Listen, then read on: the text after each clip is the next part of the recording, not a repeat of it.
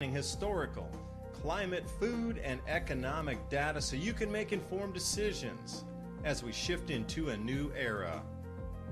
Here's what was, this is what's coming.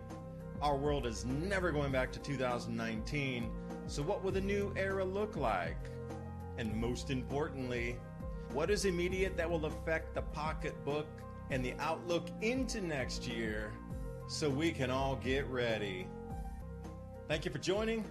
I'm your host, David DuByne. Right along here with Ransom Godwin. Appreciate your special, valuable time right here on this beautiful blue planet as we sift and move more through the changes that are happening. I have a few notes I was trying to clean up and consolidate to get a more clear path of where this message goes and how to expand it. So a few things, I came through a bunch of handwritten notes because I like to walk in my forest and write, or sit next to a river and just write something. A few notes that popped out at me today, and Ransom, I know you might have a few ideas to throw after it, so I'm just going to read a couple of my thought notes here and then just let what follows in your mind after that versus, asking a question. I'm going to give my idea of what was rolling in my mind and then whoosh and see if we can compare some notes or something. Anyway, welcome to Mini Ice Age Conversations tonight.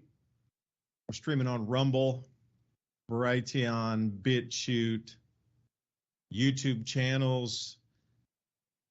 Where are we? Twitter and Facebook. So we move from survival to abundance mode, or rephrased, moving from survival mode to abundance mode, because none of us should have to degrade our lives moving through these changes. We should all pounce on all the opportunities that we see in front of us with all these changes and problems. There's going to be the most solutions ever needed in human history, so we should be able to fill that void and make this world a better place. If you're able to utilize and understand these problems, what solutions are needed during the time. But if we're able to help the planet, help ourselves, where do you think that takes us in the new vibratory pattern there, Ransom? That was kind of the first starting thought that I had. So how do you respond to that?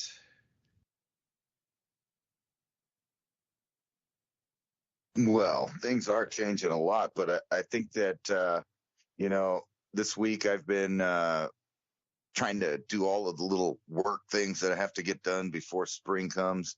And I'm realizing I'm seeing all of these people that, have large amounts of money and have the ability to have greenhouses and stuff. They're already getting started. But, like I'm going through the headlines and the signs of the times are just right in your face. Here's a good one from Zero Hedge. Dollar Tree dinners. TikTokers go viral after showing people how they can eat for $35 a week. I wouldn't myself, advocate the diet that they're talking about, but, that kind of reflects the times that we're living in, that people are starting to realize that their stomach is being affected by geopolitical events in the world right now. Here's another article, though, that I thought was very interesting, and it's not really about anything except for, kind of a trendy fad, and it talks about how people started baking bread because they were bored during the pandemic. And I'm thinking, forget being bored. If you've ever eaten bread at home, I've made lots of bread myself. Matter of fact, this article kind of just refreshed the idea in my head that I have that option. And you're into prepping and you're saving all of these ingredients. And that's the purpose, to eat real good food. And that's the benefit of having stockpiles of real ingredients. And this whole idea is great because eat like a Roman, not like the Romans that were eating gruel Yeah, because there were different times in the Roman era, but like a Roman that ate fresh bread every day from Pompeii, like that.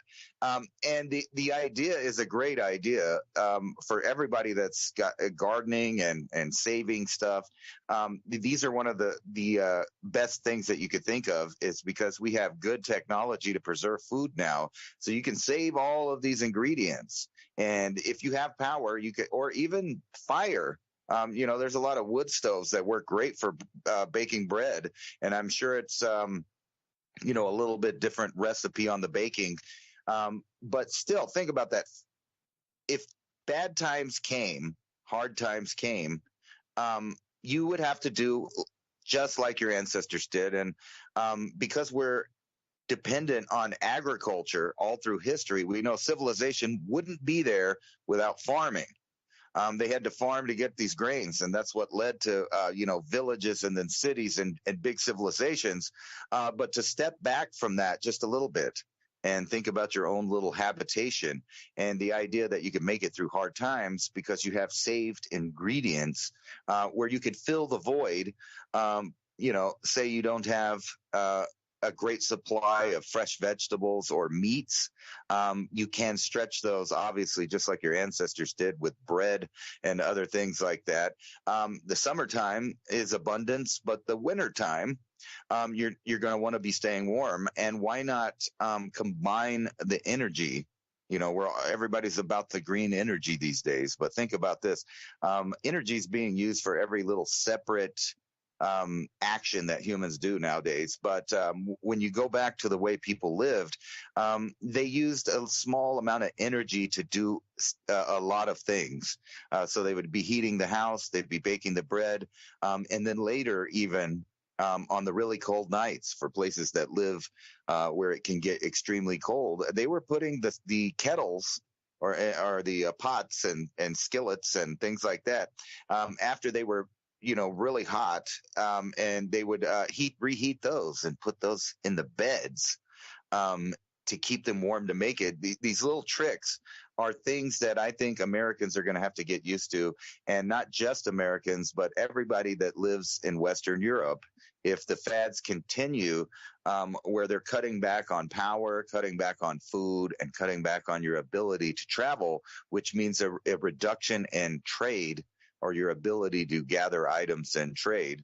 That's the kind of new little renaissance I picture us in America at least having.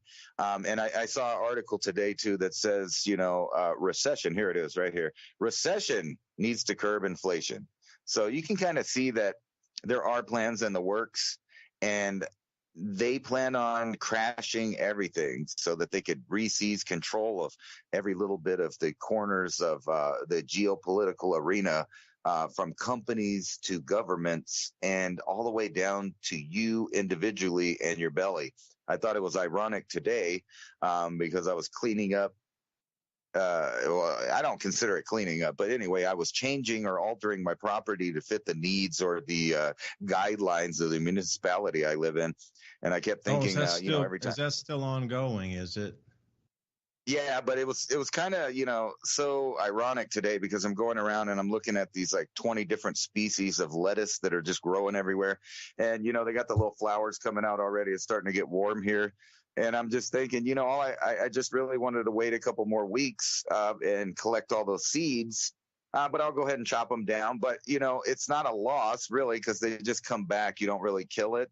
But I was just thinking, what a waste to just waste all of these edibles and all of this medicinal, resources that I purposely allowed to be the dominant species to grow in the cracks and in the shades and stuff like that. Plus, it's a lot softer than some of the thorn plants that I have to deal with here.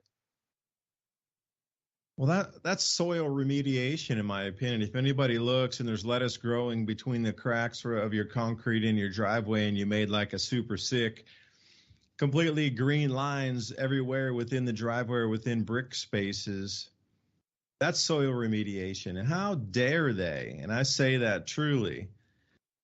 You're telling a human being that lives in the United States that they are not able to grow leafy vegetables on their property because then it doesn't adhere to a code of what? You can't grow your own leafy veg however you want to put it in planter boxes, or whether you want to grow it for soil remediation between concrete that didn't quite fit together. It always has that gap.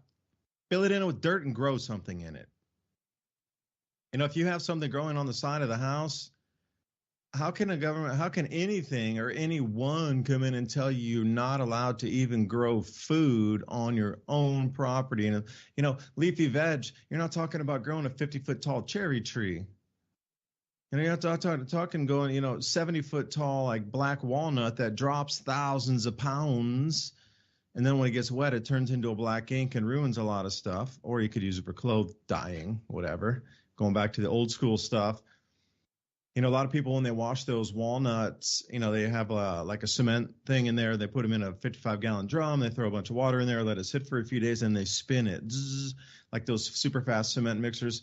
And that water turns jet black because that seed coating comes off, and they just save the seed then and crack it. But that black water used to be used for dyes forever. So walnut husk, and it's also good for worms in the system if you can get it, and then dry it. And then powderize it and then take it internally. Not medical advice. That's just Native American Indian lore.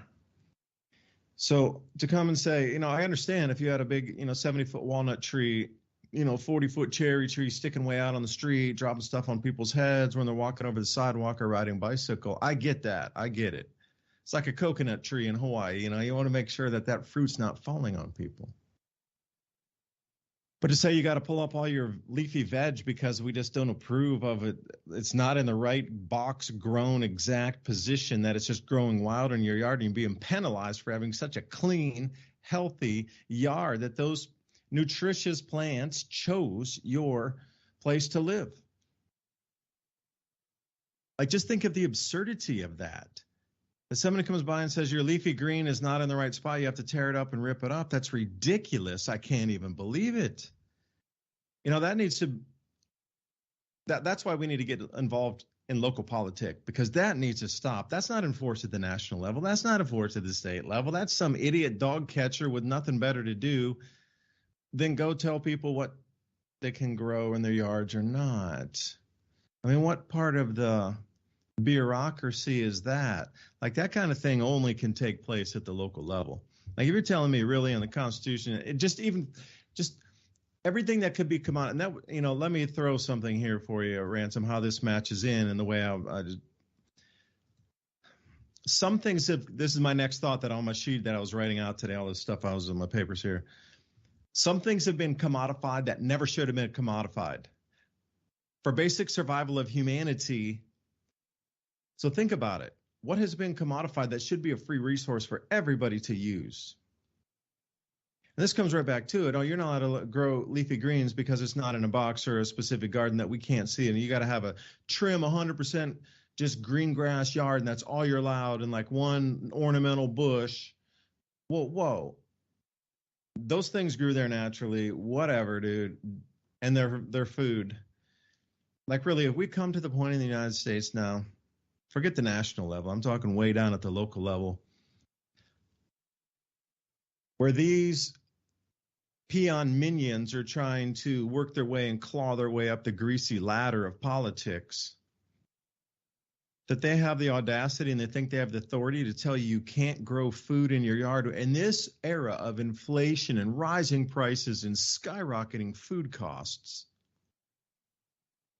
the reduction of EBT and food assistance coming up at the end of this month, and the audacity to tell you truly that you can't grow food in your yard that just naturally appeared because the seeds blew there and you recognize the species, that it's an edible, and you left it.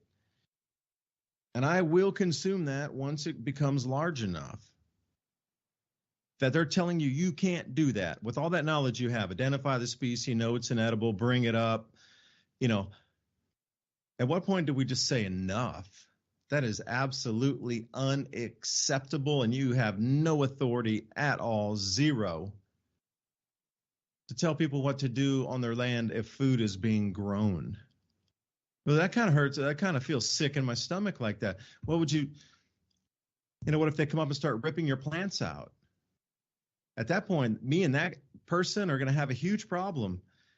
I'm serious, man. If somebody comes up and says, well, you can't have that, and just like step on the yard, no warrant, no nothing. Oh, we have a city ordinance to come in and rip up your plants. That's not the same, bro. You're trespassing. Get out of there. And we'll call the police right now and bring them up here and call the sheriff. You shouldn't even call the police in those situations. Call the sheriff because they mainly abide by the Constitution, depending on which county you're in. I know it's a finesse kind of thing of which county and which state. But a lot of sheriffs are very constitutional based. Now, if you're going to, say, hey, you got these, you have to mention it that, have these city officials that are trespassing on your land, trying to rip up your food, and you can't call the local police because they're intertwined. I need the help of the sheriff. Get them out there. Sheriff's the highest law in the land, by the way. On the spot, they make the call right then. If little flimsy Joe over there has a piece of paper and says, well, I work for the dog catcher's office part-time for the pull up the plants and don't let people grow their food bureau. On the spot, sheriff's going to say, that's null and void. That doesn't count. And that's the way we all should be thinking. We should be defending our neighbors too.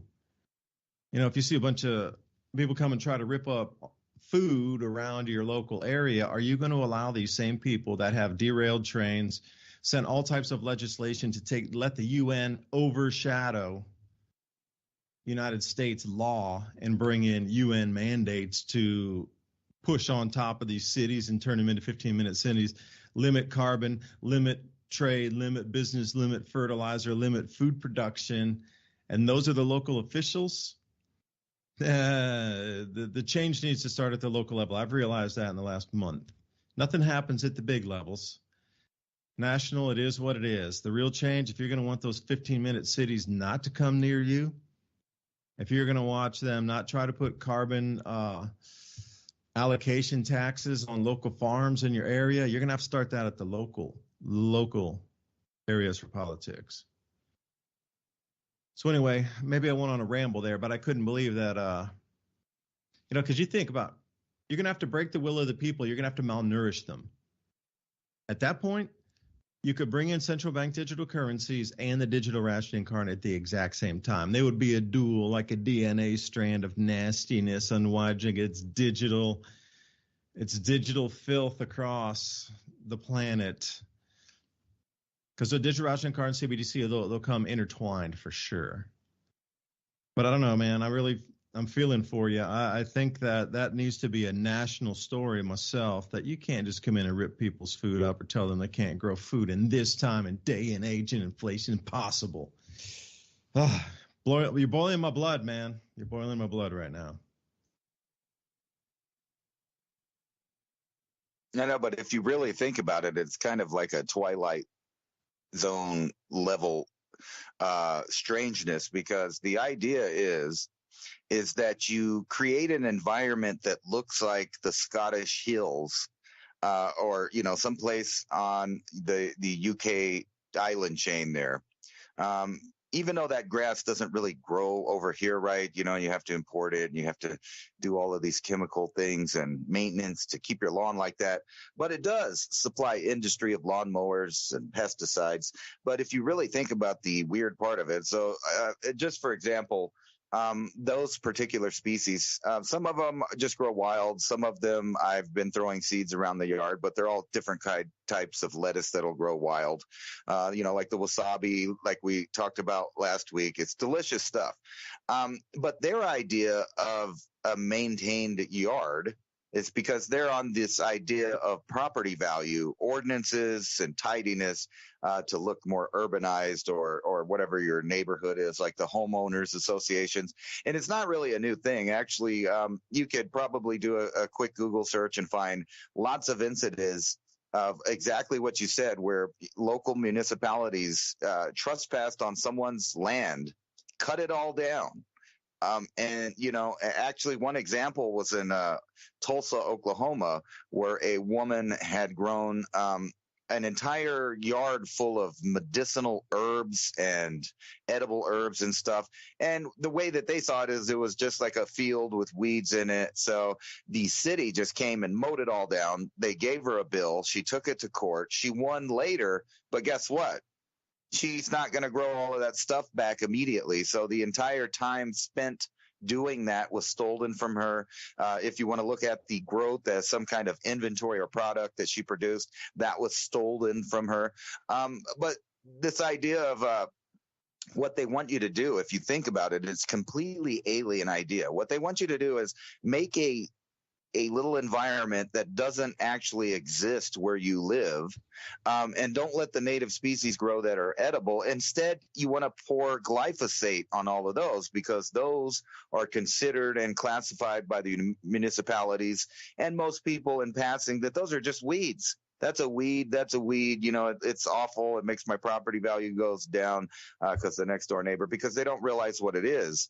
But that is the same thing that will save people that have rural areas that grow tons of food that is unrecognizable to the general population. That exact frame of mind that's used to push people in municipalities to trim everything, grow grass, grow flowers, don't grow food. Instead of having organic soil and organic plants, they want you to pour glyphosate all over it, and then think about the people that try to garden food right next to the lawn that they put all of those, industrial fertilizers and chemicals on, and then also dump glyphosate and maybe some herbicide of different kind, and then they put pesticides on it because you don't want the bugs around your house.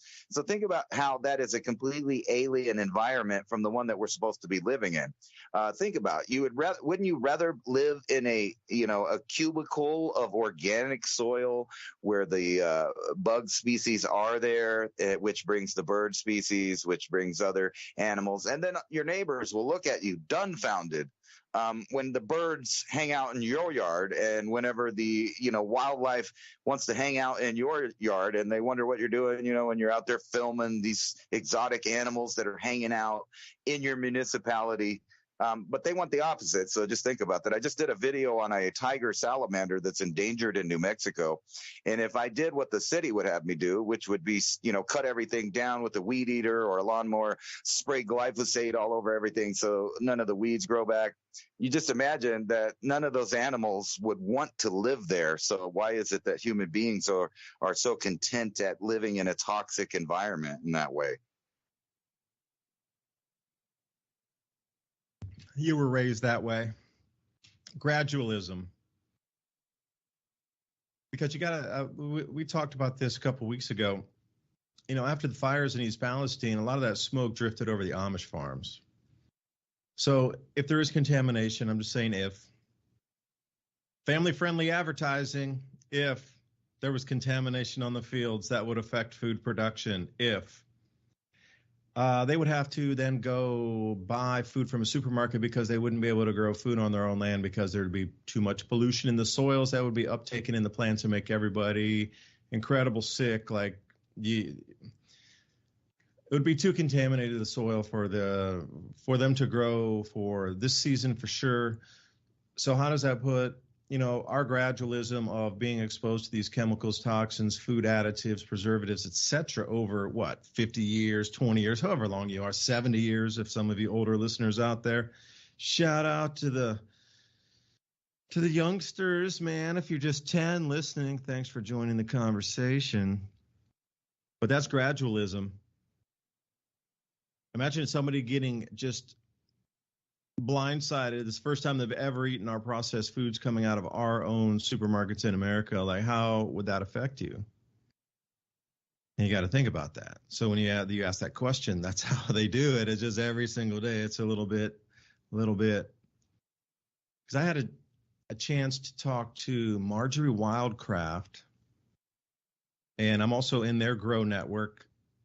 And we're going to be working with some vertical gardening on the fence this year, and food forest abundance with Jim Gale to do a food map, very much like, Ransom talked about, the person who was growing all the wild medicinals and the medicinals in the garden. They have a symbiosis. They're in different heights. They're in different spacing. So you can map that out and plant in the exact areas to make everything work in a food forest with a plan. So you just plant it all at the same time in layers. And she was saying that, coming up it looks like May, June, that things, at least from their end, and they're really connected into a lot of growers and farmers, and farm markets, these kind of things, that availability of food is going to get leaner coming up May and June. And I was like, Marjorie, what do you mean? And she says, you got to go check out the planting over in Ukraine. I said, all right. So I know a few sources there, and I did just that. And then, she's a couple days ahead on the of hearing this. So I'll read you that this comes off of Twitter here. And this is off 24/7 Ag. So you can find them. It's full ag news, and they have all the Brazilian planting, which I might run through because Brazil's looking really, really, really way far behind on the corn planting. It's too wet. They can't plant in the fields because the seeds will rot before they germinate. So it's the lowest ever. And 2021 was the lowest ever before that. So it's interesting that 2021 and 23 are the two lowest corn producing years. But back to the Ukraine here.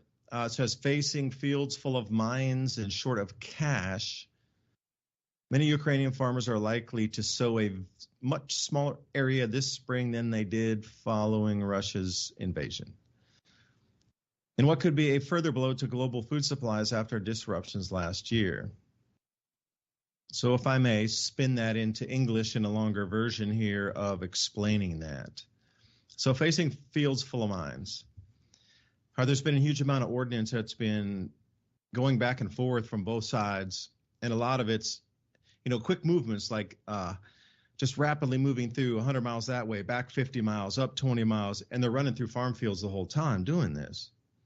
So you got to think all the way at least to Kyiv, or in the middle of the country, that whole area out to the east, back of the Russian border, all that farm area has just been run over back and forth of trying to secure area in the conflict. So full of mines, yeah, there's unexploded ordnance, plus all the field fences have been run down, the irrigation's been broken, the roads are torn up, so you can't even really get farm equipment in there. And what I'm looking at is just like these giant ditches and craters and all kind of thing. You could not get around that. So if you had a big piece of equipment, I'm looking at these fields here going, now you need to come down really small to be able to get around all the areas that are torn up. Now, there are some bigger splotches there that are still you could run bigger machines on, but there's a huge majority where it's only going to be small machinery. There's so many twists and curves and, ditches dug out and things just, piles of dirt, 3 feet high all over in the fields where something erupted and whatever. Short of cash means that they don't have the money from last year for the exports because the grain corridor got shut down there. Remember, there was like an export embargo. So all the grains were sitting there, not exported. So by the time they got approval and the UN brokered deal to get the grains out of there through the Black Sea corridor, the grain, most of it had been relegated to, chosen as level of or relegated to animal feed. Well, was human consumption at the highest level of what could be used for factory production of foods for human consumption. It sat around so long that it was downgraded to animal feed. And then some of the animal feed at that time got a little more moisture into it and was deemed unusable, but still buyers out there will take it. They do the extra steps to try to,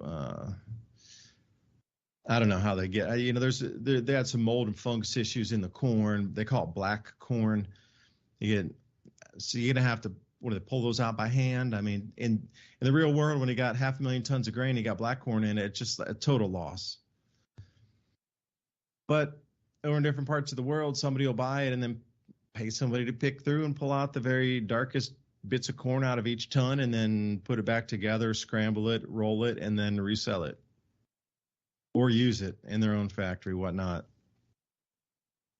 So sowing smaller areas, and this was the thing that was talked about, is Ukraine is a huge, huge, huge breadbasket. And in terms of export to like Africa and different developing nations, it's the number one on the planet. Like the U.S. is not predominantly shipping its number one amount of export to Egypt, for example, or the Sudan.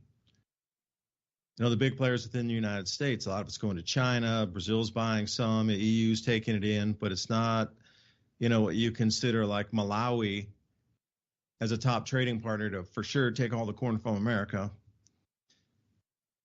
But the Ukraine is all the way through North Africa and the Middle East, parts into the stands like Kazakhstan, Uzbekistan, Kyrgyzstan.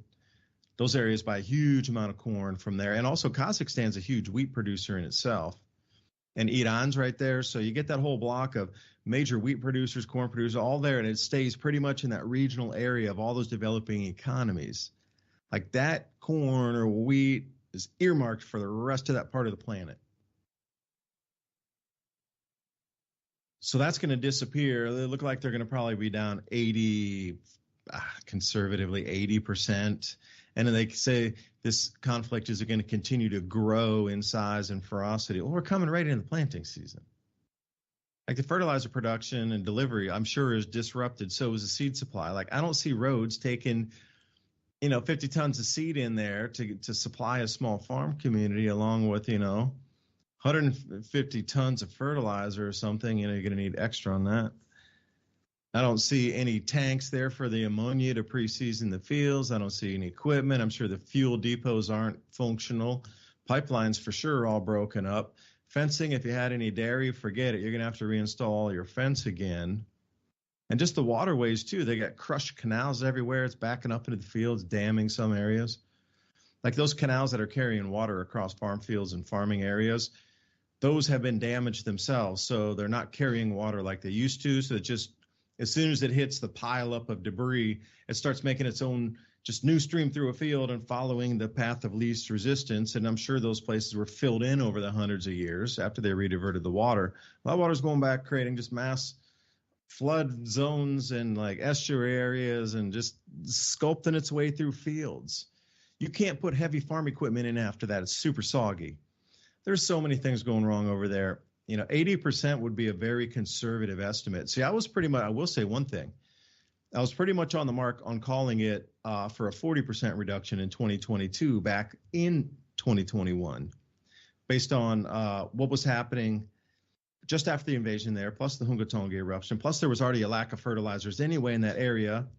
And it was all sort of, you could see an easy combination of 3 or 4 factors together. Now I just see only one big factor, just one: nature and just the way the land is sculpted or destroyed, and the I'm not going to say supply chain, I'm going to say infrastructure within the area to allow agriculture to move is just completely disrupted there. It's going to take a couple of years to get that back, even with a massive project. Like, after this thing finishes, there are going to be trillions of dollars thrown into Ukraine for rebuilding. Even if you do that, it's still going to take a couple of years to get those farm fields and all that irrigation and everything back up and running again. Electrical infrastructure is one thing, but then you got the water and then you got the farming right after that. So, all three in tandem to rebuild it. One of the largest countries around that region, Ukraine's pretty huge. So anyway, it seems like there's a lot of problems. So, May, June, that's what I was saying, March of Wildcraft, coming into bloom season, any government, local officials that are going to try to strip your ability to grow food on your local area, that is just recipe for disaster right there. Recipe. Ransom's recipe. Dude, I'm going to follow you. I'm going to get you on the...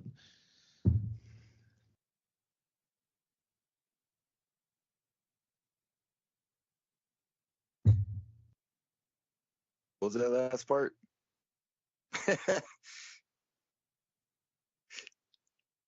I was just thinking that. Hey, I sent you something on Skype. Take a look in there. I sent you a little video to play later that'll add into the conversation over on Skype there. Yeah. But that was it. Nothing. I was just saying, it's coming down. All these things are coming together, and these idiots are trying to tell you that you can't plant leafy green veg in your front yard. That something's got to change. We're really at that point where it's changing. Nah, they would rather I just sprayed it with poison. I was thinking that whole time I was showing a article from Zero Hedge that was talking about the nuke plants in Ukraine there, and they keep having issues. And we talked about that last year, actually, what would happen with that. And it's like they just keep pushing that idea. They're just going to keep messing with it. And you're talking about, they're going to cut back the growing size in the little growing zones in Ukraine. They might just end up with a totally, off the table menu there. I mean, from end to end, none of the deer will be able to be eaten. None of the grain will be able to be eaten. It'll be just like Chernobyl. I mean, you remember when they used to put out the alerts for people that lived all the way up in Scandinavian countries and Norway and of those countries there about not eating the reindeer because the weather pattern had blown over a bunch of the radioactive particles on them. Just imagine if that happened in the Ukraine because they keep messing around. And it's almost inevitable, especially if you were looking, what was it, yesterday or the day before, Russia finally responded with their hypersonic missiles, just obliterating targets. And I'm looking at the news over here, and I can't help wonder if I'm being propagandized, because it seems like, according to the news, that Ukraine is, they're doing really good. They're just annihilating Russia. They're not having really any losses of their own. Every combat situation works out for the Ukrainians. They just need lots more, things that we're sending them. I don't know if you saw that NATO barge that was on the news headlines where they were saying it had 100 tanks and a bunch of other stuff. So the idea, is one-sided of what's going on there, and I'm not believing it myself. I'm sorry. Nothing can just be one-sided. Any war in the past that I've ever heard about, they would be reporting casualties on both sides, talking about losses and gains of both sides from the spectator, so to speak, countries. You know what I mean? They'd be saying, oh, well, they died over here, and then there was this, but it's a complete one-sided propaganda. So if there really is a war going on there, and things are blowing up like they appear to be, I mean, I've seen video of flattened towns and cities now. How long until something, if not the nuclear reactors, gets obliterated and changes life in Eastern Europe for 100 years? I don't know, 50 years. How long did Chernobyl last? I believe it's still, a spot that that has issues. It's a tourist destination now. Maybe Ukraine can get rich in about 30 years from the tourist industry, where they could show all of the mass graves and the nuclear power plants that went up and all of that stuff. But on our side of the world, don't worry about feeding yourself, and don't worry about these other things. Just donate that money, pay your taxes, and Ukraine all the way. I'm being sarcastic, obviously. Blue and yellow, baby. Blue and yellow. Woo, number one. They might have to put a little radioactive sign on that blue and yellow flag, because that gold is supposed to represent the endless fields of golden wheat, and the blue represents the blue skies. And they might have to change that for a more modern, more trendy, NATO look. But things are upticking there, so don't kid yourself. I wouldn't expect much food coming out of that area, no matter what happens for the next 10 years. I just don't see them producing that much stuff in that area unless combat theater ends the show. Yeah, that's true. Because I get a lot of information of people I talk to, or on somebody's show, or they're on mine, and just the exchange of information is really good. And I do some consulting. There's a lot of talk that moves.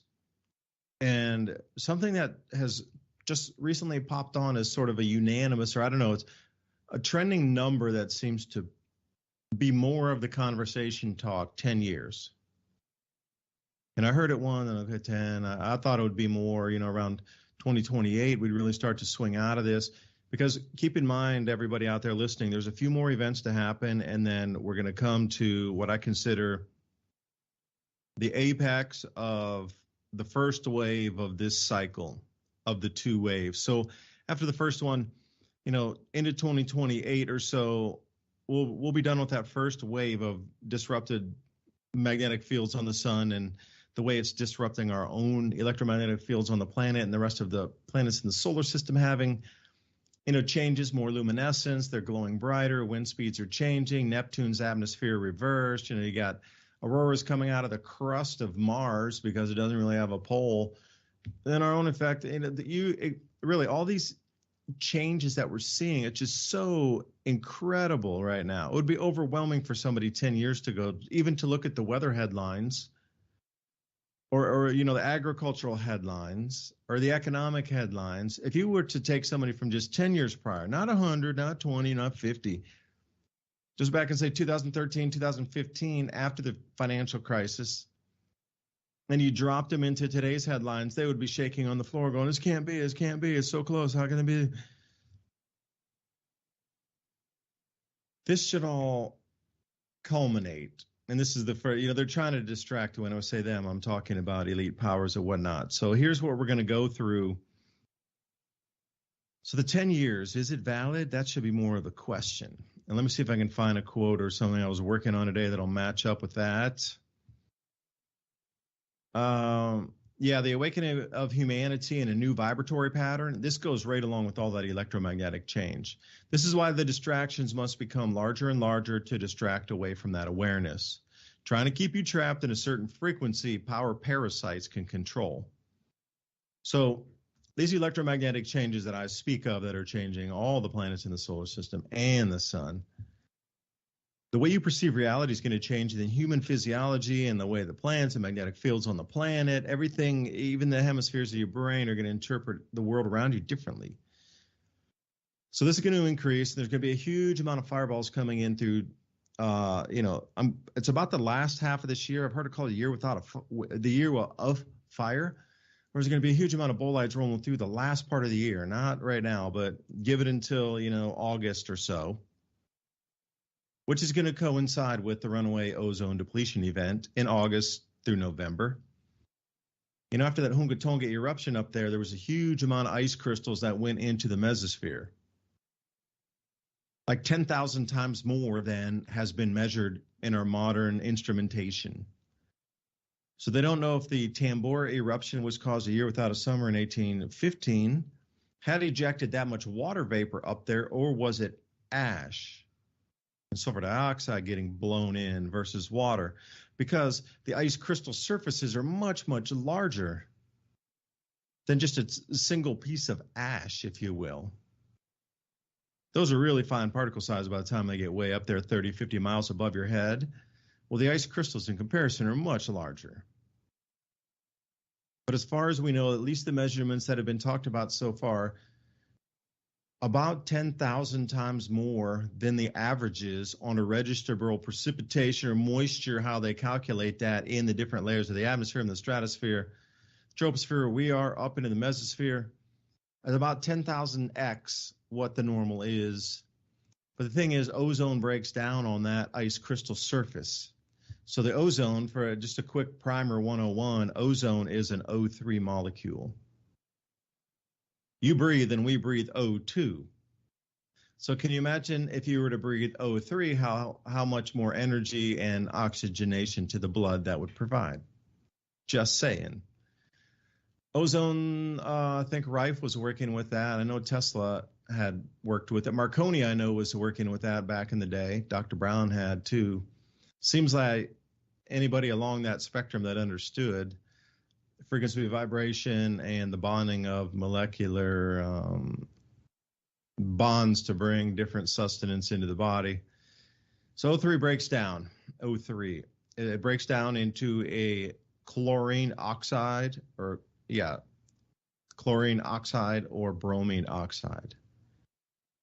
So they got a little chlorine's up there hanging by itself, a single atom, and it's saying, hey, I want to bond. And then bromine also is up there saying, hey, I want to bond with something. I'll grab an oxygen and let's dance on the ice. So the amount of ozone that's going to be lost coming up at that same time, we're going to get a huge heap ton of like these bolides and different space debris coming in. It's going to coincide and overlap at the end of the year.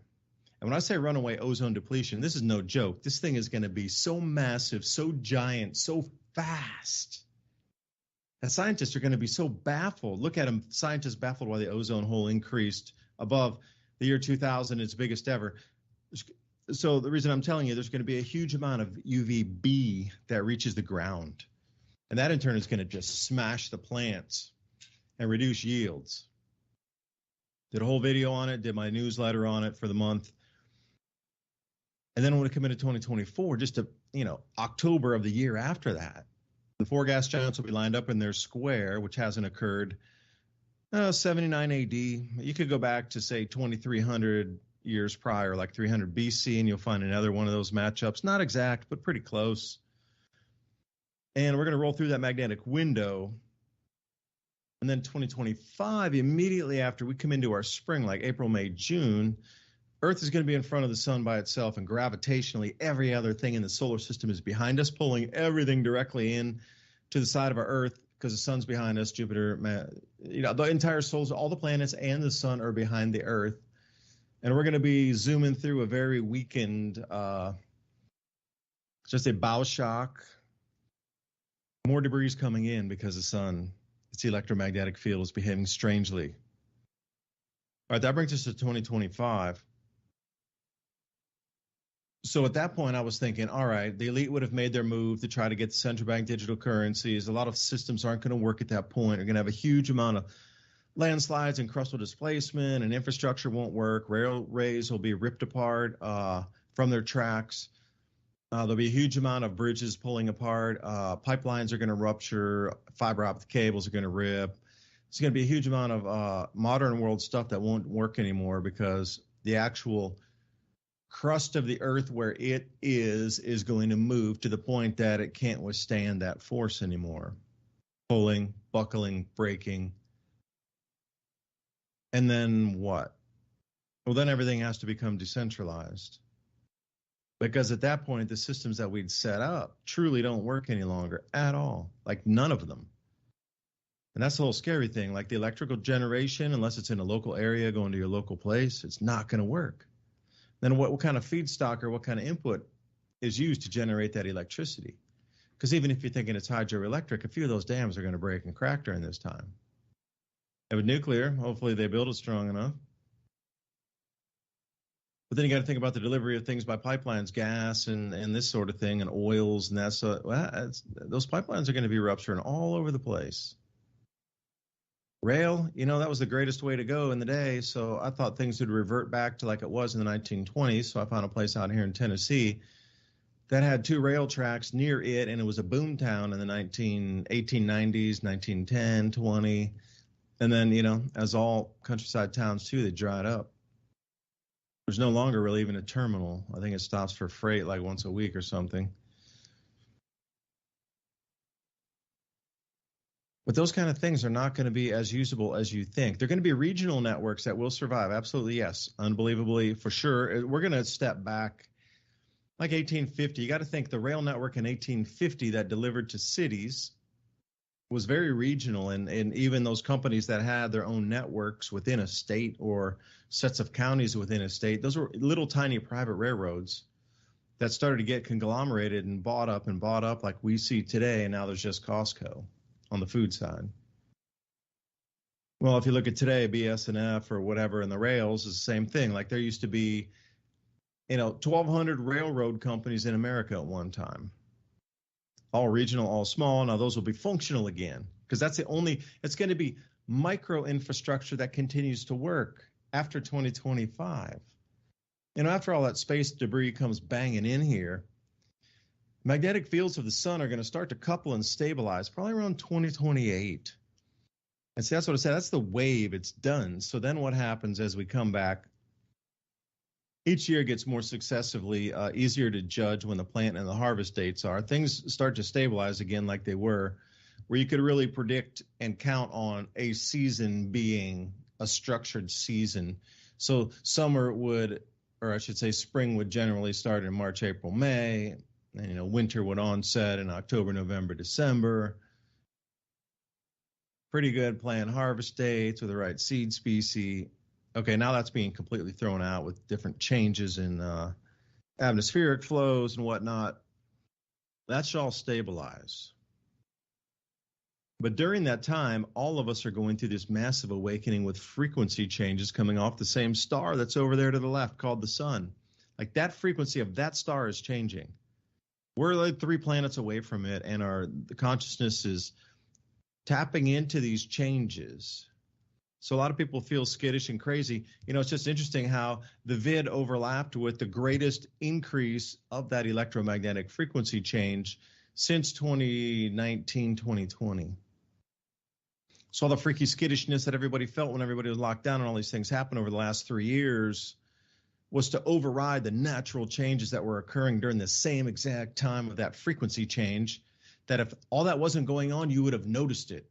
But because all of the upheaval and all the business loss and the closures and all the freakiness and just people losing their minds with what happened, you barely noticed that the frequency changed because everybody was so distracted and so like mesmerized. The whole world changed. You felt it change. You felt the frequency change. You felt it change.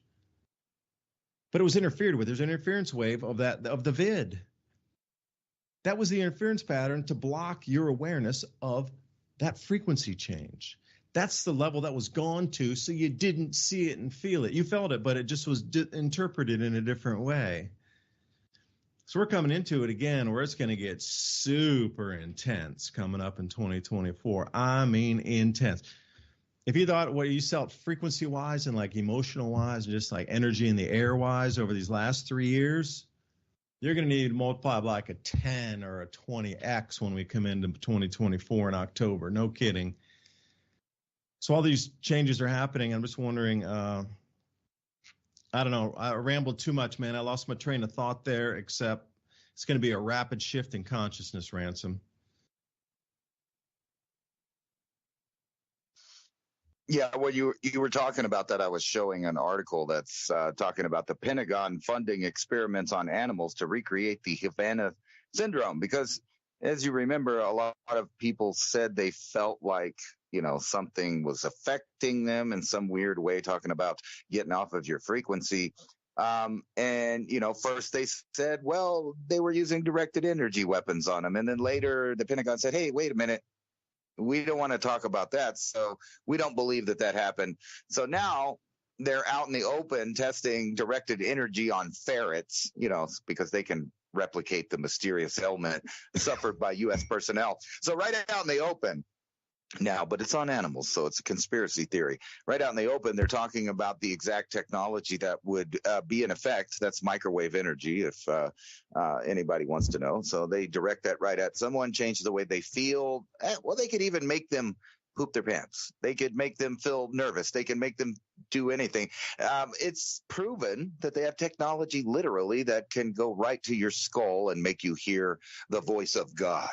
But all that on top of that, I saw some really cool conspiracy theorists in our chat rooms there. One of them was talking about the possibility that maybe the countries of the world are putting their arms into Ukraine for either one purpose is to control it because they think it's going to be a good grow zone or a safe zone during the ill effects of the onset of the grand solar minimum, or two, they want to destroy it so their enemies can't have those resources whenever things start shaking up. So I thought that was pretty cool. But for conspiracy theories, have you noticed in the past 20 years, I don't know about you, I live here in southern New Mexico where there used to be train tracks going all over the place. A lot of those have been decommissioned. They pulled up the wood, they pulled up the iron, they totally moved it. And then all of a sudden, during a supply, you remember last year we were talking about strikes and, stuff stuck in places that couldn't get on the railway. Now we're talking about every day on national news, another train derailment. It almost seems like there's a program to tell you that the rail system isn't dependent, to let them take control of, further supply chain. And then also they have a ready-made excuse for why things are not being delivered, because this accident, that accident, they were working on this track, that track, it's undependable. We keep having accidents. And I'd like people to Google this. There are certain groups that brag about their political affiliations and how they would derail trains, and in fact have done it in the past in Canada and Europe. I wouldn't say that the ones in the United States are because of foul play like that, but it is a weird coincidence that so many in a row. It's almost like there's a pattern. So many industrial plants, fires, food manufacturing, distribution, entities are all having industrial size accidents right now as we come into this new era. I could add another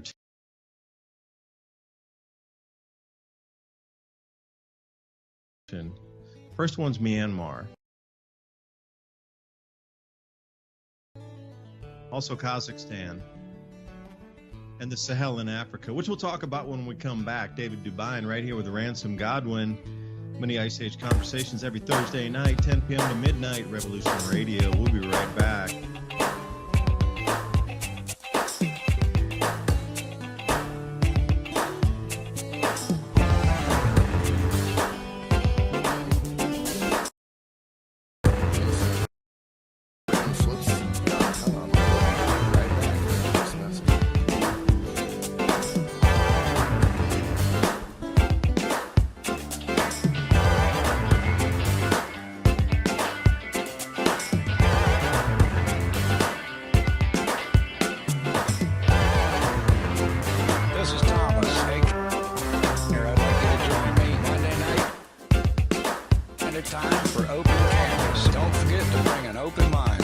That's right. Bring an open mind to open canvas. Again, that is Monday nights, 10 p.m. Eastern. Your host, Government Corruption. This is Revolution Radio.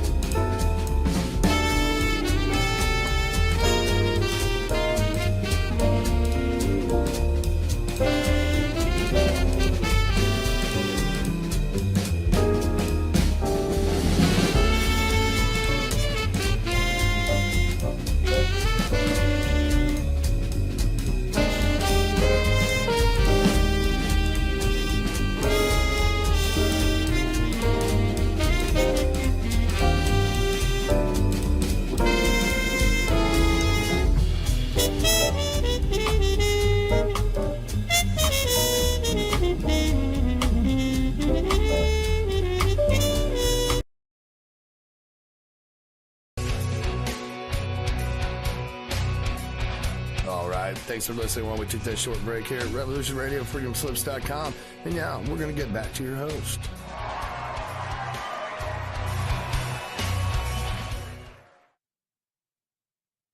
And welcome back for the second hour of mini Ice Age conversations. I'm David DuByne right here along with Ransom Godwin. Please join us where we're streaming tonight over on Twitter, Adapt 2030. You can actually find all the links where we're streaming tonight on a site called libertylinks.io/solar minimum. It'll have all the direct links over to Rumble, for example, on the Adapt 2030 channel, Mountain High Time YouTube channel, Mini Ice Age Conversations podcast YouTube channel. Because there you can interact with those of like mind in the comment sections, as well as right here, Revolution Radio, the chat board. Now, imagine being able to combine all those chat boards together where everybody could interact with everybody about these same topics and subjects, those of like minds, into the gardening and solutions to grow food and try to, grow these communities moving forward. It's great to have that ability to talk and chat about this, because I don't really like going into the politics, but, this freedom of speech, Tucker Carlson goes on and has videos of something completely different than what the entire last year was about. And people went to jail and were arrested. And like the whole narrative of this political party bad, that political party bad, based on something that is now proven to be false. That is crazy. And all these people over there that are supposed to be supporting the Constitution saying, hey, the very first one, number one, freedom of speech, are telling them in session, you got to shut him up. You can't let him talk about that. You can't let him release it. So if we're at that level, then every channel that we can possibly keep open for free speech and discussion needs to stay on air. Freedomslips.com, Revolution Radio would be one of them. Please consider a donation to keep running costs, production costs on air, so Ransom and I can keep bringing you information just like this. I think it's important. That's why I spend my time doing it. I love doing what I do. I really, truly love it. I'm like in the middle of the solutions, but, identifying the problems too. But the exciting thing is seeing all the solutions that are out there that truly makes me know that it's possible to live without all the centralized delivery systems that we got hooked on, dependent on, and none of our faults. Everything was stripped away slowly, that gradualism again, Small towns, everybody knew everybody at every store. Suddenly, over 40 years, it turns into everything's just Walmart, and all the small businesses are gone. This type of gradualism. But it could be done because it was done before. Think about after post-World War II in America. There was no megalopolises and there's massive supply chains and all these things. Yeah, sort of for the war effort, but it was mainly hubs of manufacture, like the steel mills in Pittsburgh went directly on the rail to like Newark and New Jersey and out off the New York port somewhere. That kind of trunk line. Otherwise, cities were self-sufficient. Things ran on rail. Things moved by truck. It was very regional and local at that time. So you don't even really have to step back to the 1800s to know it's possible. You only need to go back to, the 1950s, late 1940s. Solutions are out there, but to start the program again tonight, Ransom, just before the break, I ran out of time to finish my thought. So you were talking about the possibility of grabbing a grow zone, one of the biggest ones on the planet, called the Ukraine, for food production for whoever wins and takes that region. Because from my study, and as I was talking about the last hour, one of the things that was going to accompany all of these cycles and events within the cycle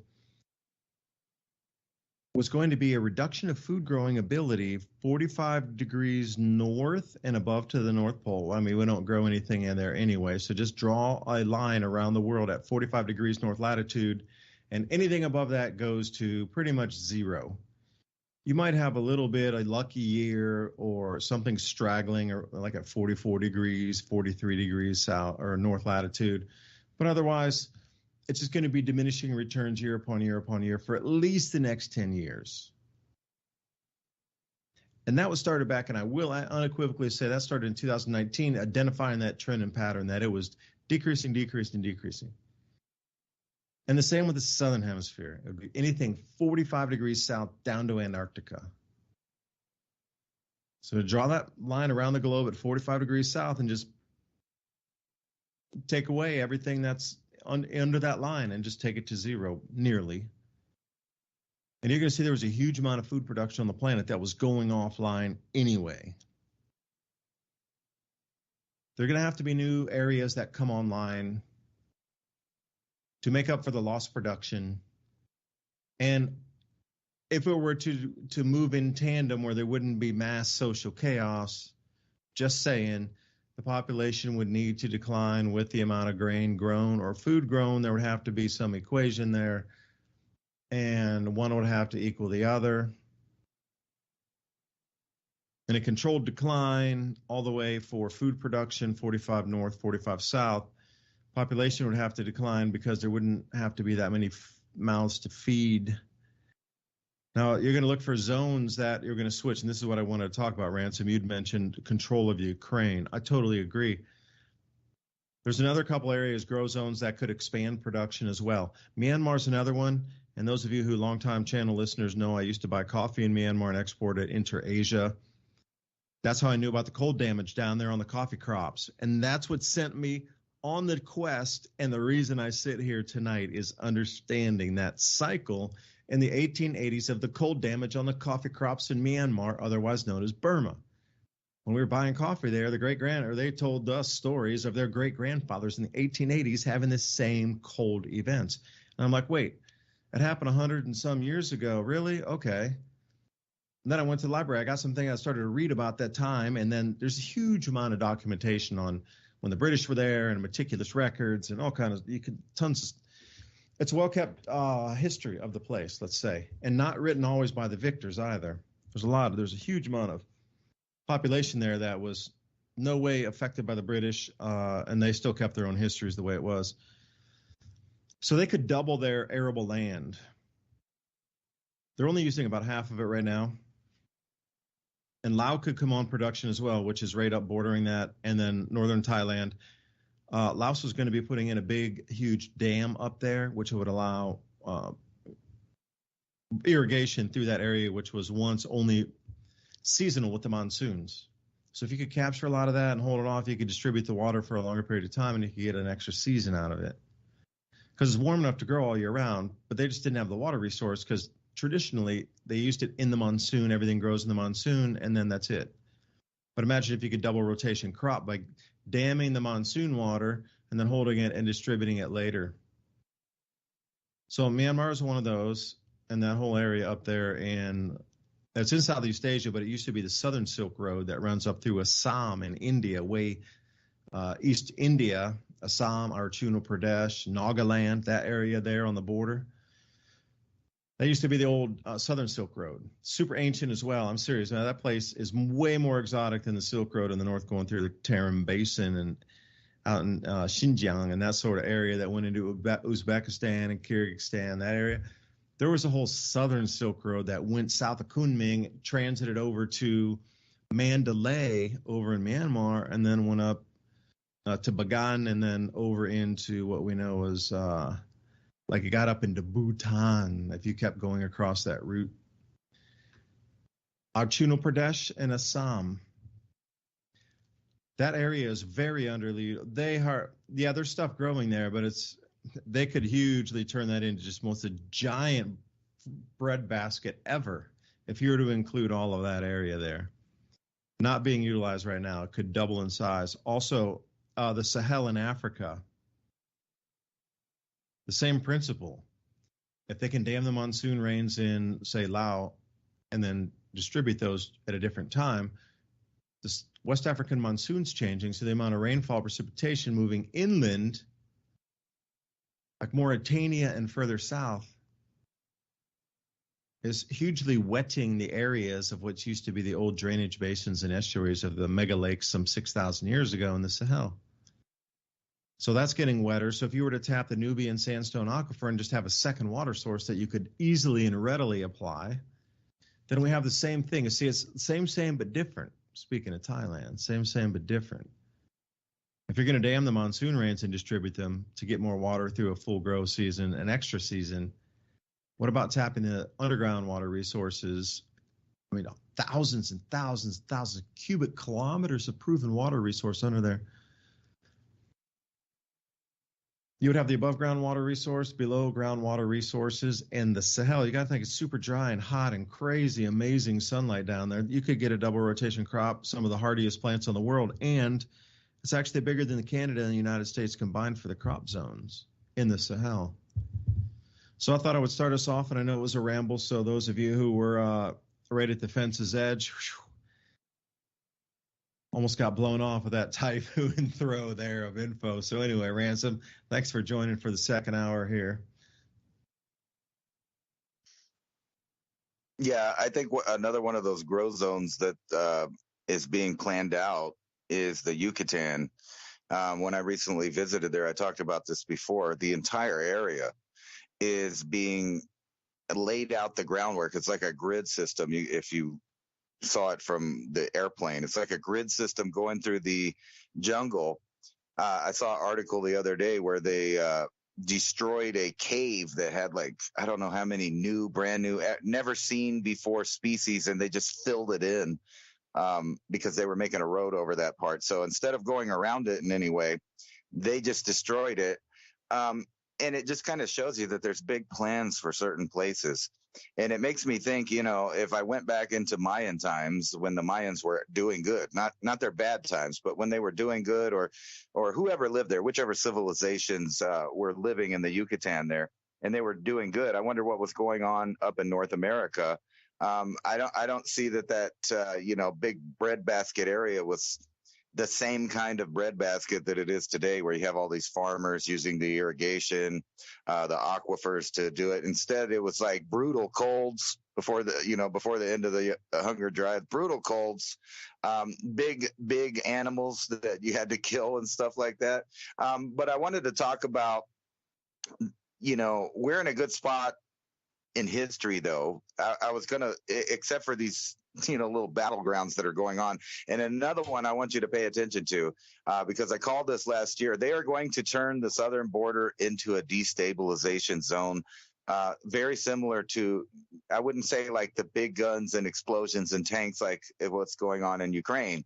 However, if you've been paying attention to the border for the last couple decades, and the increasing amount of certain people in our government that want to turn it into a combat operation versus, and it's so bizarre because you have two groups. You have a group that seems to be letting anybody and everybody roll over the border like if it's not there, which is one destabilization tactic, Cloward and Piven.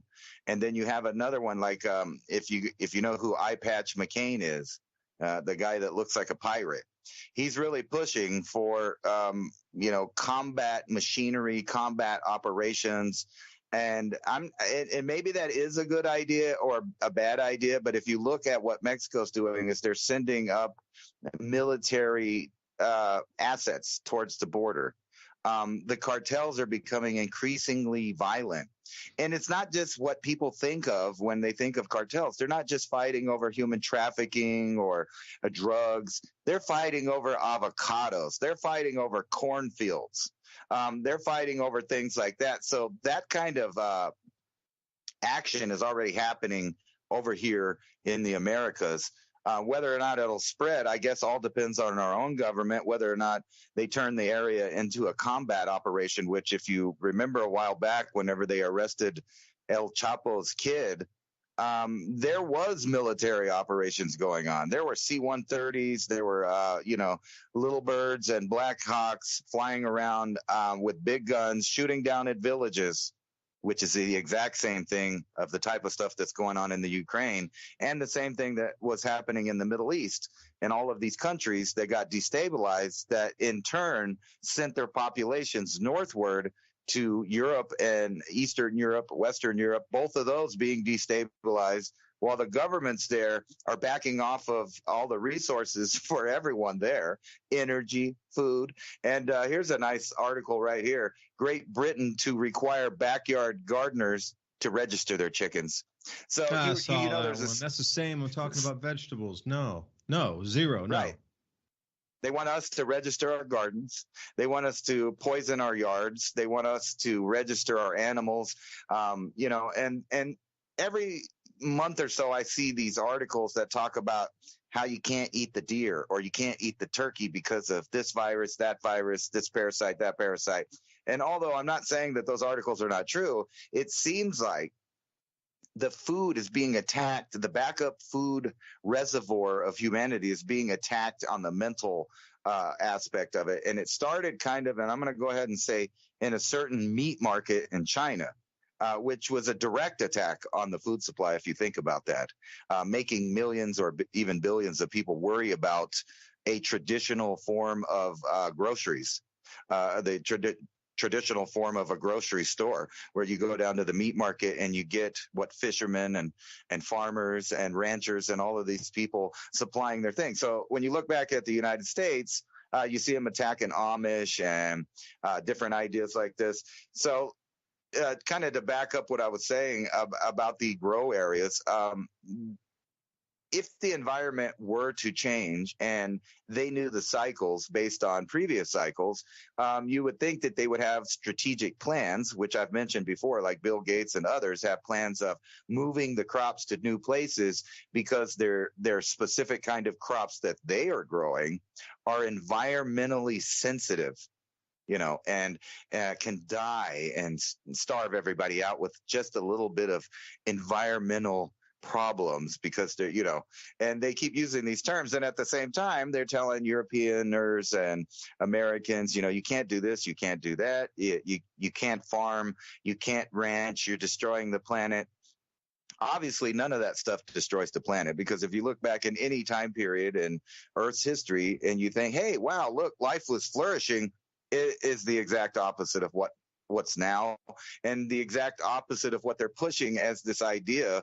It's like a weird terraforming. I know you said that a bunch, but think about this. If they put the right assets in the right places for, different reasons that they tell the public, whatever the story is for the theaters of war, and then all of a sudden another issue so happens to happen, maybe kind of like, how we had a bunch of troops in Afghanistan just in time for 9/11 to happen so that we could start working on certain pipelines, and then reflect that to now where certain pipelines belonging to other people just so happen to be ready to blow up right when all of these energy tussles are going on between the powers that be that control that.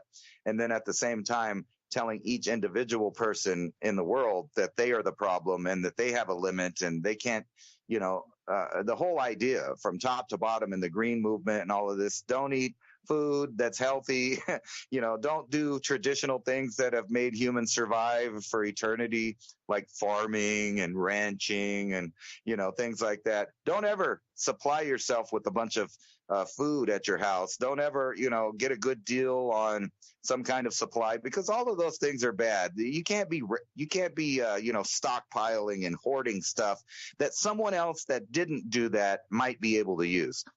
That's a whole totalitarian communist idea I can see going. And it's been happening for some time. Can I ask you a question? Yeah. So if you constructed a greenhouse with 6 millimeter plastic and just a wood frame, could that be considered like a porch? And would you need to get permission or go to get zoning permission to put that off the side of your house? Because then it's more of a greenhouse structure using a wooden door with a wooden frame with 6 millimeter poly wrapped around it to enclose it. Would that get around the thing, or would that get around the idea and the restriction of having? But then you got to move. The plants don't want to move; they're wild. But you could still grow stuff in the greenhouse if it were to be usable. Yeah, absolutely. You could do all kinds of loopholes that get around their mandates. That's not the right. They're ordinances that they have in different municipalities. There's lots of loopholes. The problem with that, though, is that every time you find a loophole, they change the ordinance. You know what I mean? It's a constant battle of property rights versus the authoritarian view of the way that you should do with your property, because everybody knows it's really not even your property. For the fact that we pay property tax, we pay rent on the property, and then on top of that, for them to be able to say, we don't like what you're doing on your property, and if you don't stop it, we'll change it, and then we'll bill you, and then we'll lien your property, and if you just so happen to be poor or you can't come up with money, guess what happens to your property? The city owns it now, and then they'll just resell it to somebody that will follow the rules. But you're right. There is loopholes that you could do. It's just when you start thinking about the idea of the masses and most of them not having a large amount of money to dispose of in that way, you realize that the ordinances and the municipalities have it in such a way that it keeps the poor and the people with money doing good. And we got to find a way around that. Obviously, if you do have money and you can do things, that's good for you. But for poor people, they would have to come up with new ways to try things. And we've always done it. And speaking of that, I was just reading an article about, non-related apes that were making tools, and it just made me think about all of the backwards ideas that humans have, where for a long time we thought we were the only conscious species that could use tools and problem solving, and now we find out that half of the animals that have been around us the whole time, like birds and other apes and different animals, have all of these characteristics, including tool use, which just means that we're not as special as we think we are, and we're more we would do better, like those other animals, to be connected to the actual natural world that we live in. I know we talked about that a lot before, but that's really the key, isn't it? Is the human's right to be on the earth and be, I guess, an organic human being and receive their sustenance from the earth without going through government, without going through any kind of authoritative source of information and rules. How do we do that? Because that's really the apex of this. And I see all of the governments doing exactly that. They're gathering their supplies. They're making rules for their enemies so that they don't do as good as they are. And everybody's stockpiling on stuff.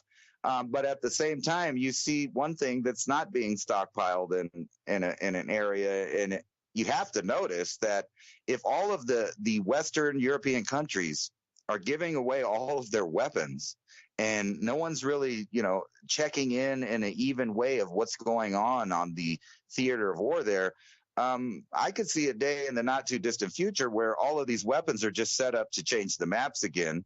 And I think that's actually the goal. I've been looking a lot into the governments of South Korea and Japan, and almost like I predicted, they are making new laws and treaties and stuff more in line with communist China, which tells me that there are long-term plans for the South China Sea, which would completely complete the idea of the Trilateral Commission's idea of three separate blocks on the world that form this one world government. You would have the Middle Eastern African bloc, and then you would have the Eurasian bloc, and then the Americas as its own bloc. And each one of those would be, governed from the top. And they're setting that up exactly. And I wouldn't be surprised, for their own benefit in the near future, that South Korea and Japan, I wouldn't say that they, team up with China, but that they would make some adjustments and some treaties where they're not involved in any potential conflict that seems to be headed to reality with Taiwan. I just don't see China, after all this time, giving in to Taiwan. And judging from what the United States is doing and their views on stuff, I don't think we would do anything about it. And I think it's been planned for a long time. That's why when Obama was in office, they removed the fleet out of the Taiwan Strait there that had been there since the 50s. That was a good indication that all of this was going to be happening.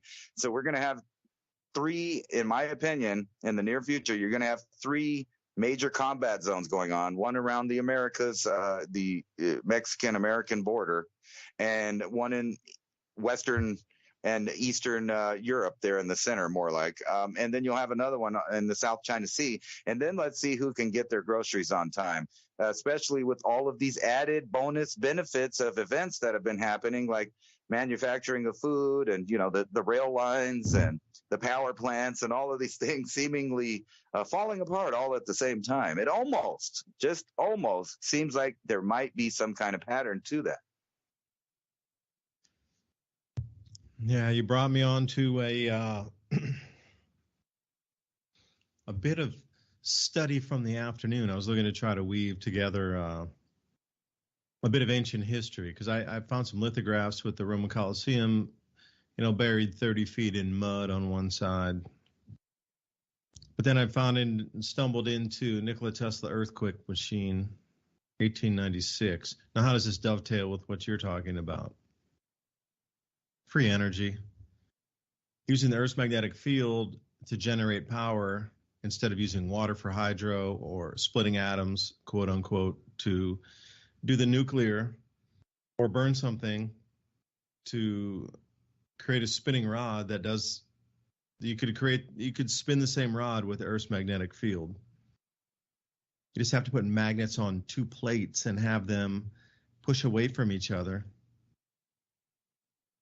I mean, something at that rudimentary level of usage and understanding, magnets push away from each other if they're oppositely oriented. So make a whole disk of them, offset them at an angle. 36 degrees to 37.5 degrees is a good one. Do the sacred numerology, 36. It's always been throughout antiquity. There's a lot of, the golden ratios and mathematical vortice principles built into these numbers. So would not the electromechanics of the planet itself and the electromagnetic field use the same principles encoded as myth, encoded as religion, so you would know that the the divine workings themselves are encoded in the number that's encoded in your religion? So 36 would be one of those numbers. So if you're going to tilt your magnets to make the opposite disk spin, start with 36 degrees first. Anyway, I think I ramble sometimes. All right, 1896. Tesla was working on an oscillations that could be used for energy transfer. And he's talking about Earth's magnetic field here. The idea was to create an oscillator and to create various frequencies that would pulse at a certain rate. And that pulse rate would be the generator for an electrical device. In 1897, the device was ready, and in 1898, took him 2 years. Remember, 1896, he started working with this oscillation invention. 1898 was ready. He started using it in his New York hotel room, 48 East Houston Street, and the entire building started to shake as if an earthquake was going on. People called the police. They called the fire department. Where's the machine now? I mean, imagine if you would improve on that and then you could take it into space. An oscillation or a wave, it can be transmitted long distance or short distance, both okay. But think about the possibility of everything you just spoke about, Ransom. How would that have changed if free power was around? Like, everything we're even talking about would never have even happened. We'd be sitting on a completely different planet, not even having this conversation. It'd be so wild out there that it would be a bizarre science fiction where people would walk outside a press going, that was such a dark movie, I don't want to watch that. But that's our daily lives here because of the control mechanism of banking, because of all these resources we never needed ever. And you look back in this thing and like, who hijacked this planet? Terraforming the skies, terraforming on the earth. You can't tell me that digging out trillions of tons of minerals and coal and all these things and burning it. Forget about the pollution, not talking about CO2. I'm just strictly talking about using all the rubbers that needed to be manufactured.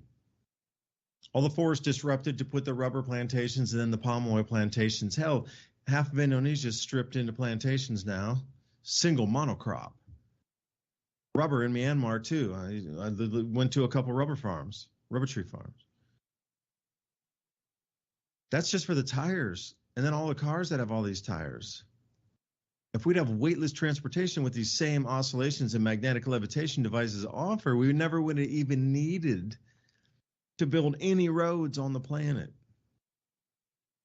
as you'd understand them now, with all the concrete and all the asphalt it would be a completely different structure, probably even be natural. You could follow the contours of the planet, of the earth, of your local area.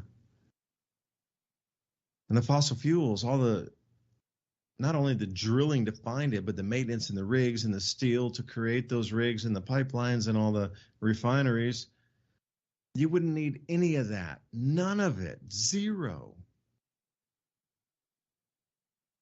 So now I'm starting to slip back in here. Okay, this terraforming is under the guise of business expansion. Because you can't tell me ripping down half of Indonesia's native rainforest, which everybody was quibbling about. Oh, you're going to step on the moth. How many times have we heard that over the last 40, 50 years? The planet's going to die tomorrow if you let the moth go, the salamander. Oh, yeah, but you let them tear down half the Indonesian rainforest, which probably tens of thousands, if not hundreds of thousands of unknown species were wiped out to monocrop the rubber and the palm oil plantations. It just is so bizarre and so absurd. And, you go to the oil drilling and how much pollution has been put out. It's almost like the spills are on purpose to pollute coasts with a known breakdown factor that they would then change, like the water pH or the water viscosity in a certain range across certain, and the weather patterns are bent and they're different. There's just a lot of changes that took place on this planet. And none of it, zero of it would have been needed if we had been using magnetic levitation, oscillating motors, magnetic power production plants on demand in your home. This was all in the 1890s. That was already here. And we built out an entire planet of systems that we 0% need other than there's only two purposes: control the human race on the planet, or to terraform, or both. And I'm going to leave it there because I'm going to get in. Ransom. I don't want to go any deeper on that one.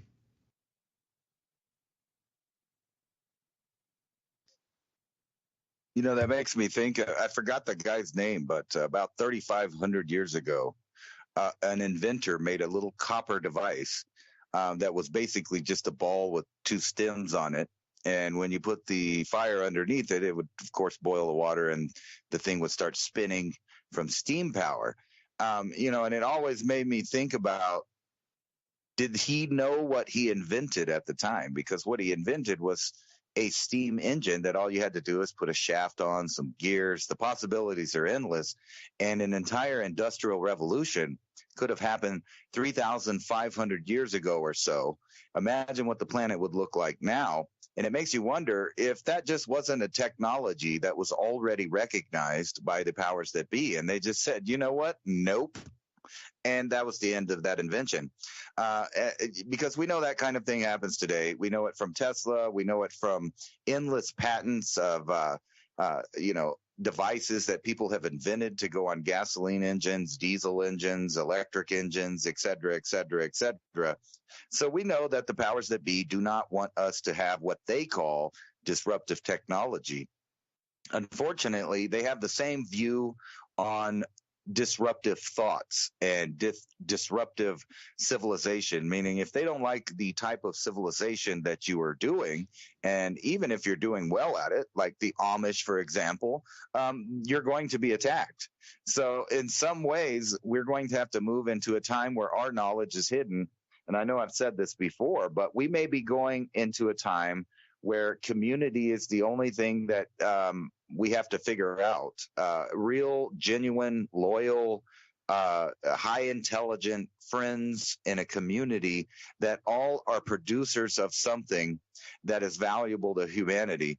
And not only that, those people have to be secretive about what they're doing because there are so many regulations, laws, rules, mandates, codes, penalties, etc., taxes that will interfere with just the basic human behavior of trading and living together in a communal sense and still having independent freedom and thought during that. So I think we're about to go into a time not unlike one of the previous resets where secret societies, secret schools, and secret education had to be formed so that certain groups wouldn't lose information over time or during the reset.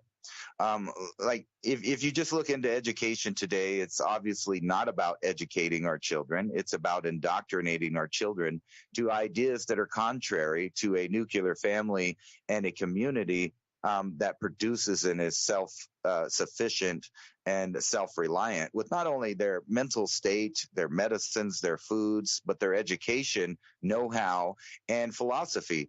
The whole idea that we're coming into this era where there are two sets of facts about everything and an entire half or more of the population judging people on simple ideas of freedom of thought, freedom of speech, freedom to protect yourself. We know the way that the governments judge. If you just take water, for example, water was ruled by the Supreme Court as not a human right. And think about that. If they can rule water not a human right, then why is food a human right or air a human right or any of these other things? But in the meantime, they sell you these ideas that are negative, destructive, destabilizing ideas to the masses. I can name a few, but I'm not going to. I'm sure you know what they are. But things that go away from taking care of yourself, taking care of responsibility of your own life and those you produce, and the idea that we live in a time, too, where they can convince people not to have their own offspring, that's somehow bad. The only thing that you really have a human right, think about it, is to reproduce yourself. If that is a bad thing. And I was thinking about this the other day. I'm not what you would call a Christian per se, although, I agree with a lot of the beliefs, wisdoms, and morality of some of it. However, I'm thinking, I'm looking at these story times happening. I'm looking at the new statues being put up everywhere. I'm looking at police arrest people in different countries for thinking and for praying and for doing basic human protest of just standing there thinking to oneself. And this is happening around the globe. And we all got a big taste of it with this reformation of government powers during the last 2 years. It's really scary to think about what's the next emergency and what's the next powers that the powers that be claim to be theirs. And like I said, water, air, food, these are all ideas that we need to survive as human beings. But so is the information that allows us to utilize those resources. So what a scary time. And it's a good thing that, there's so many out there right now fighting the system. They continually get shadow banned, censored, taken off the air. And what are they really telling you? Ways to be healthy, foods that are probably good, alternative thinking about some ideas. Are these really what they call violence? Because that's what's going on is the state, the governments around the world are calling basic human freedoms and ideas violence, like speech. And, think about why in the world would you ever think in reality that you would match up an Amish farm with a SWAT team in the same sentence or story? That's like putting food, edible foods, in the same idea with toxic poisons. And that circles back to, kind of the weird matrix that they formed us, that's a completely artificial world. And that's exactly what they want, an astroturf world with GMO plants and certain guidelines and behaviors that they control from the top down, influencing people's opinions and their mood. And just like that article from the Pentagon, do you think that if they admit that they're doing a certain thing to animals, that they haven't tried it or don't do it to human beings? Does that make sense to any of you? No. But your statement about 3,500 years ago of having the same technology available, perhaps it was, and then, we've had global liquefaction events between then and now, and a lot of that has just, after each reset, and now I'm talking about global liquefaction event resets where so much is damaged of the top 2 miles of the crust moving around during these electromagnetic events. It's not like the entire planet's going to go into an earthquake 10 thing at the same time, like that Day After Tomorrow movie. Nothing like that. There's the top mile. Let's even the top mile of the crust of the planet behaves differently and moves and morphs and slips and slides and cracks and rifts and sinkholes because of the electromagnetic changes of our planet. We're really talking like the thin veneer of like polyurethane on top of a cue ball kind of thickness. That's it. So when you said 3,500 years ago, maybe I just put in 3,500, or I put in 2,500 BC, and then 3,500 years ago, as you were talking on here, I use DuckDuckGo for my search engine. And the world, it pops up time maps, world in 2,500 BC. Now, the reason I was asking or even bringing this point up is, what do we even know about that history time period of the planet anyway?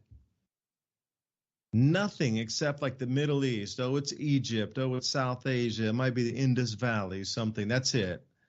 That's it. You got the Sphinx, you got the pyramids, nothing else. Bye-bye. Maybe the Great Wall. Okay, that's it. History's sealed. We know every microsecond of time. How dare you? So the world in 2,500 BC, 3,500 years ago. The little dot here, I'll click on the United States. I should say North America, excuse me. Oh, it goes all the way to South America. All right. So anything in North America and the very, very, very tip of South America and a little bit over there into Iceland and Greenland.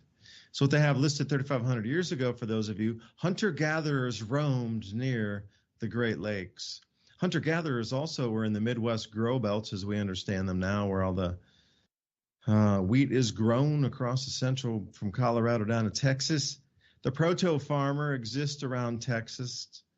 Still got the hunter-gatherers all through the Rocky Mountains. Subarctic hunter-gatherers.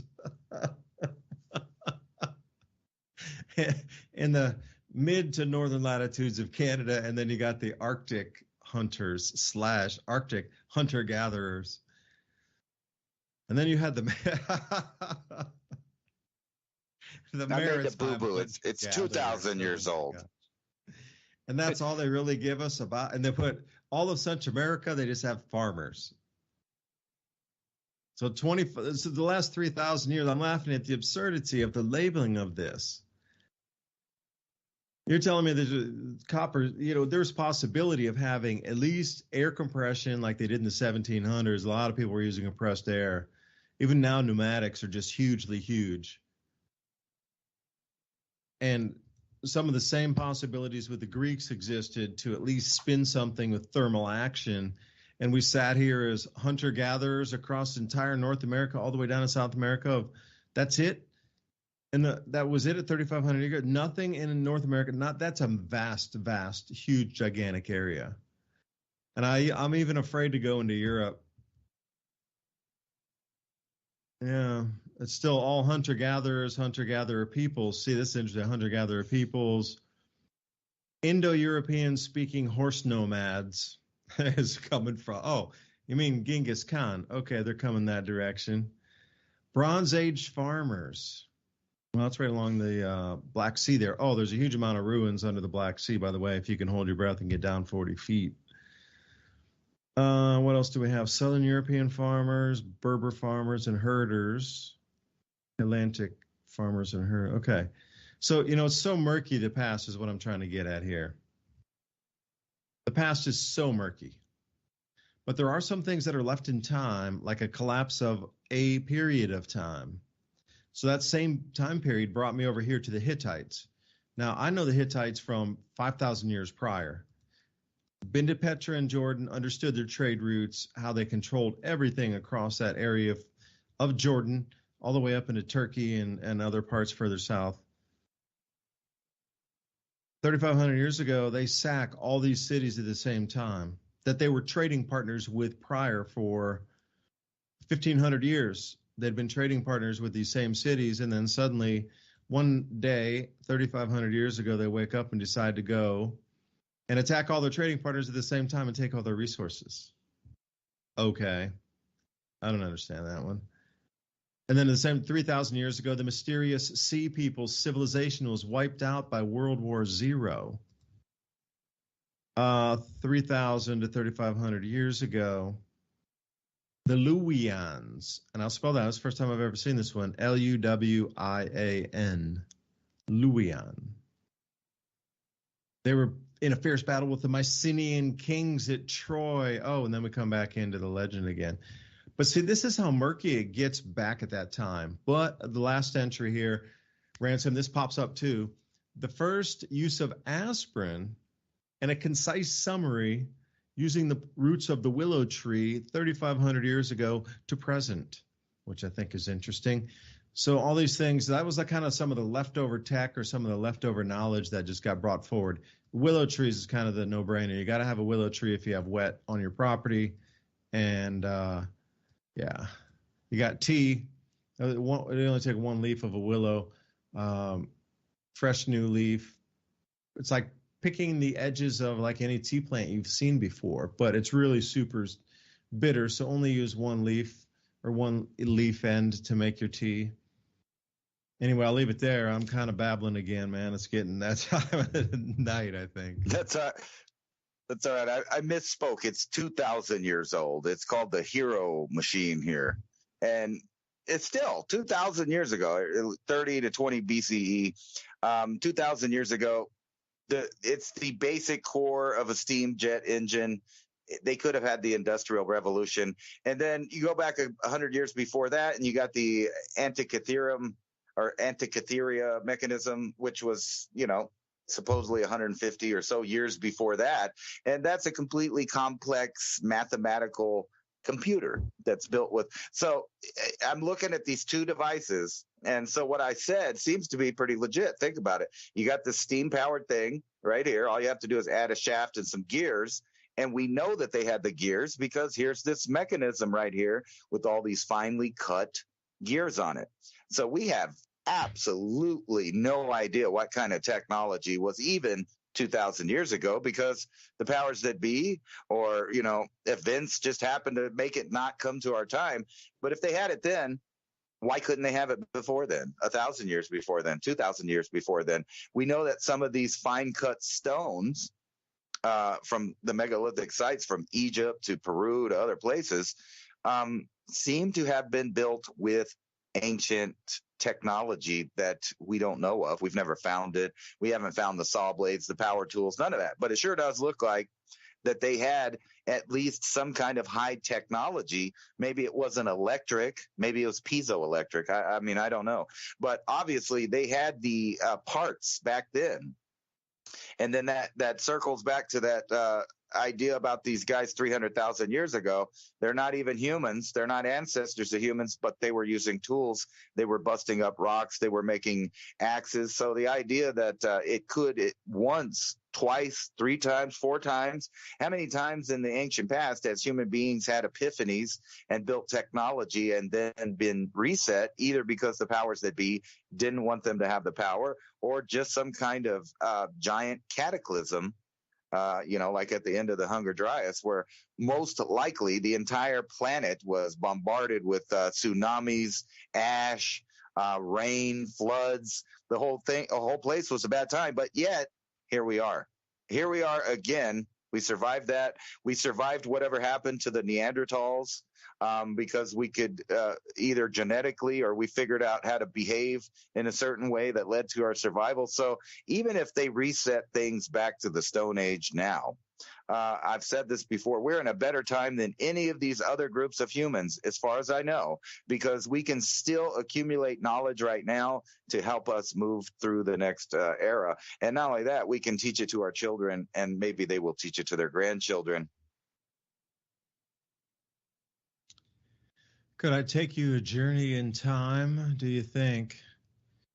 Because everybody out here listening tonight, I want to move through the time. Okay, we go back 3,500 years. It's very murky. But what happened? He's talking about the Younger Dryas is the Hunger Dryas. They're both the same. You have to realize that global temperatures plunged some 20 degrees Fahrenheit during that time in a matter of just less than years, like 3 to 4 years after that, even faster. at the bottom of the cooling, think about your average temperature dropping 20 degrees Fahrenheit all year round and how much cooler it would be everywhere, and the ground wouldn't warm up. Like you would lose agriculture. But what preceded that? So that was about 12,500 years ago, let's say. So what was prior to that? Because the Earth was coming out of the Ice Age naturally at that time anyway. So let's say 17,000 years ago, 18,000 years ago.